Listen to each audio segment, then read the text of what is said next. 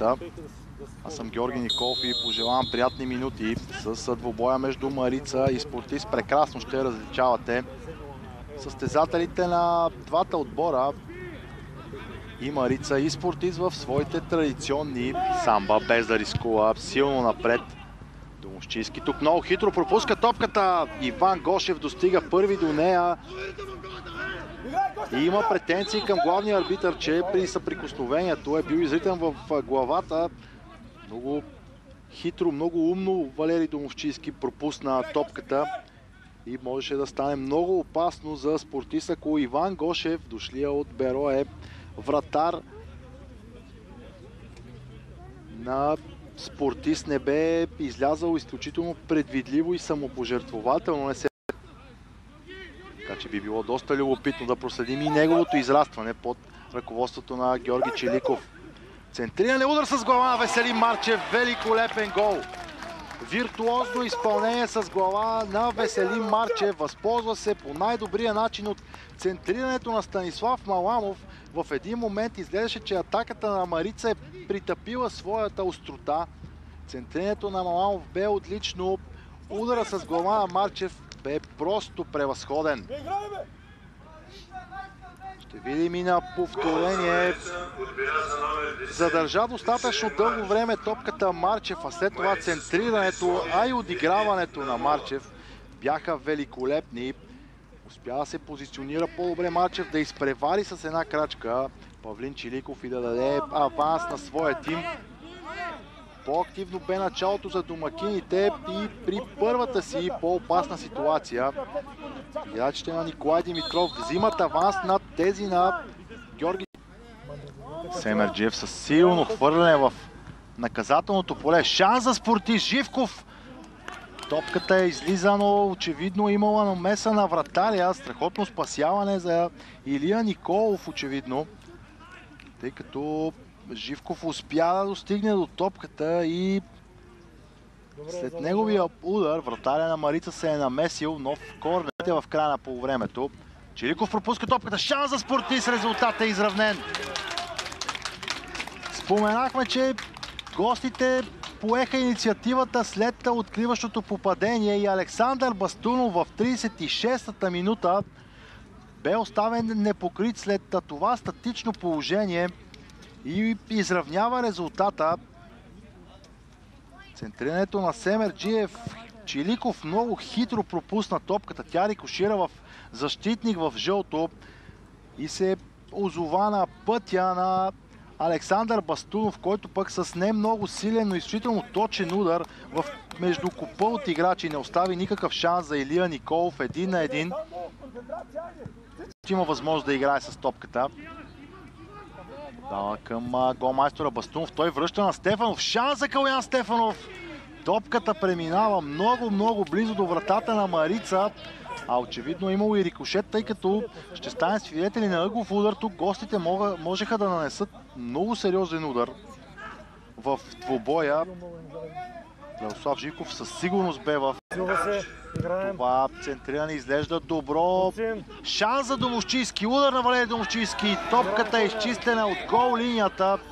Изключителен шанс за домакините. Александър Бастунов отново е на правилното място. Този път обаче в собственото наказателно поле, за да спаси чист гол в вратата на Иван. Че изпълнението би било лесно. Сега обаче великолепна визия от Веселин Марчев и Маламов се изправи срещу Мартин Санов. 1-1 в наказателното поле. Шанс за Маламов. Великолепно изпълнение. 2-1 за Марица. Минутата е 69-та.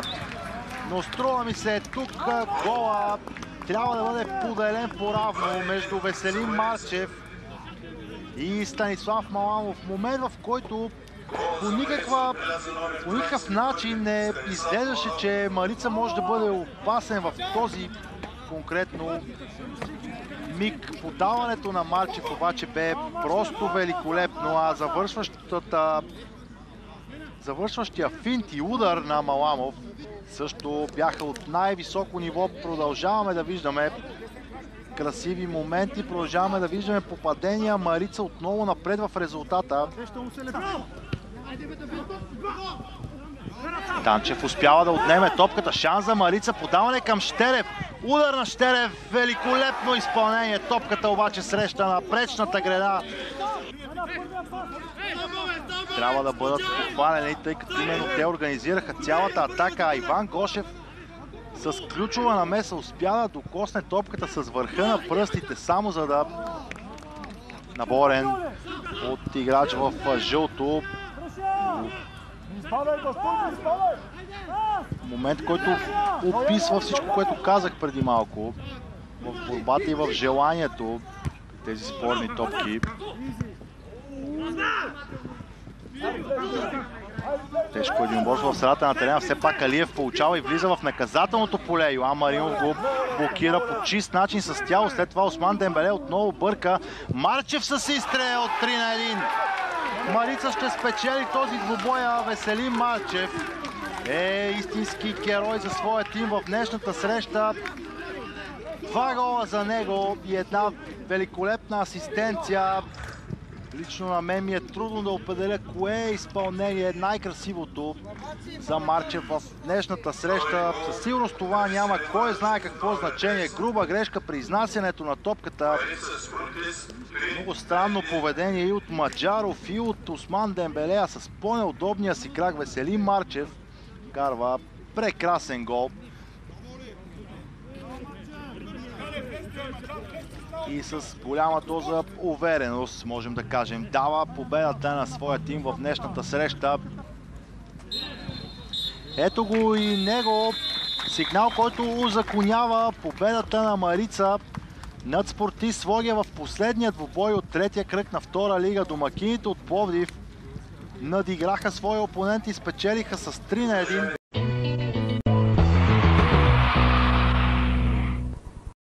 Наистина видяхме страхотен двубой, в който все пак Марица взе 3 точки. Тук при нас е старши треньора на домакините Николай Димитров, с когото ще си поговорим за това как неговият тим стигна до успеха. Честита победа, господин Димитров. Общо взето, в какво бяхте по-добри според вас, за да стигнете до 3 точки? Благодаря първо за пожеланието. Мисля, че през първото по време, първите 20-25 минути, бяхме малко по-добре, бяхме по-агресивни. Това се искаше да направим висока преса, да вземем топката и вкараме гол. Успяхме, обаче оттам нататък се дръпнахме и знаехме, че използва статични положения, вкараха ни гол статични положения. Вторите 20 минути на първото по време за тях. Трябваше да влезна по времето на съблекалната, да се поскараме малко и мисля, че видяхте ефекта. Да преминем хронологично през двубоя, наистина страхотно начало. След това обаче дадахте инициативата на Спортист. Това беше ваша идея да си изтеглите малко по-назад или напротив, Спортист просто бе много по-агресивен и успя да ви притисне? Мисля, че бяха по-агресивни, притиснаха. Моята идея не е да се връщаме назад, но просто така се получи. Мисля, че това след като вкараме гол, това ни е слабост да се върнем назад, но просто така се получи. Радвам се така, че през второто по време дигнахме агресията и почнахме да играем по-бързо. Станах хубави работи в атака и мисля, че заслужено победихме.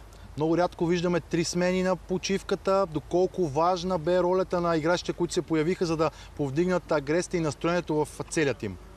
Мисля, че видяхте колко важно беше. Това е. И още един въпрос, свързан с опита и класата в предни позиции в двубой, в които привидно изглеждат равностойни. Именно класата и опита ли в някои от играчите могат да дадат разликата за вашия тим? Да, изключително силен мач на Марчев, няма какво да се лъжим, и на Маламов също. Доста и красиви голови станаха и на скорост и изобщо наистина добре, много добре. Със сигурност сме ви питали и друг път, но има една тенденция във вашия тим да бъдете изключително силни и солидни в къщи, малко по-колебливи навън. Сякаш новия сезон продължава тази тенденция. Имате ли вие за вас обяснение как ще успее Марица да го преодолее? Работим и над самочувствието на играчите и така на по-младите играчи, защото по-опитните си имат самочувствие, но просто работим всеки ден на тренировка да се подобрява това нещо, но всеки матч е различно се иска от футболистите. Различен подход.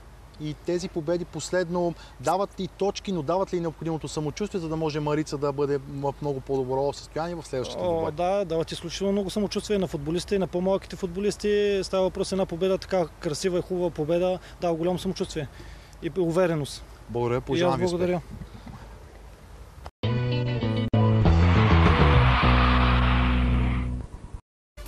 Спортист Своге имаше своите добри моменти от двубоя, в крайна сметка обаче загуби. Отговор на въпроса защо ще потърсим от Георги Чиликов. Господин Чиликов, какво вашият тим не успя да направи максимално добре, за да се поздравите с точка или 3? Първо трябва да поздравим отбора на Марица за победата и за така поздравявам до някъде преди моменти моите футболисти също за играта и за характера. Къде загубихме, ако трябва да обобща, загубихме в агресията, особено при второто по време. В един момент взехме да губим много елементарни и физически отбора на Марица така наделя в определени моменти. Но и това се очакваше един опитен отбор, докато така, особено през първата част, след 15-20 минути, ние така показахме добър футбол и имахме свои шансове при един на един също да затворим, т.е. да поведем. Но, как да кажа, моменти, в които тънки моменти не се възползвахме. Отбора на Марица имаше опит, се възползва и в крайна сметка загубих. Сякаш можем да разделим двубоя на няколко отделни етапи. Марица започна по-добре, след това обаче вие поехте инициативата. Защо и колко трудно е всъщност в по-голям период от двубоя Своге да играе по начина, по който игра между 20-та и 45-та? За момента е, да ви кажа, трудно. Искам да наложа този стил, за който в тези минути, които говорите, с така флангови атаки, с така доста скорост в атака. Получава се на моменти, но в решаващи моменти, дали в последно подаване, дали при центриране, дали не сме толкова настоятелни и активни в предни позиции, но не мога да бъда недоволен от желанието на футболистите. Колкото и да ми е в момента да съм бесен, както се казва, заради така определени футболисти, които така подцениха дадени ситуации, може би. И обаче не мога да се отрека, че футболистите се раздадоха. Вие сте отскоро начало на тима, много нови играчи, но доколко именно тези 25 минути ви дават увереност, че вървите в правилната посока и всъщност в съвсем скоро време спортист може да изглежда още по-добре? Нови играчи, да. Нови, млади футболисти, които дебютират те първо в втора лига.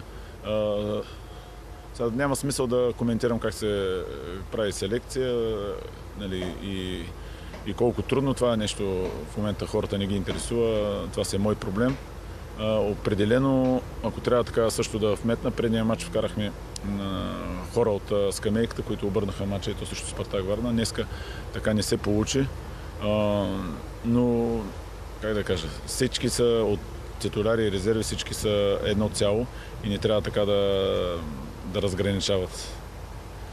Без да ви питаме в много сериозни подробности за тази деликатна тема селекцията, но колко близо е спортист до привличането на нови играчи, така да задам въпроса?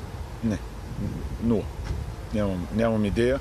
В момента нямам разговори с абсолютно нито един играч. С тези футболисти продължаваме. Ако не намерим млади момчета, ще давам шанс на абсолютно всички млади хора, които трябва да го се възползват. Това е една от идеите на Спортист Своге и миналата и всяка една година. Аз съм следял така втора лига и съм наясно. Но те трябва да се възползват. Аз бих дал шанс и ще дам шанс на тези, които заслужават. В крайна сметка от тях зависи. Благодаря, пожелавам ви успех.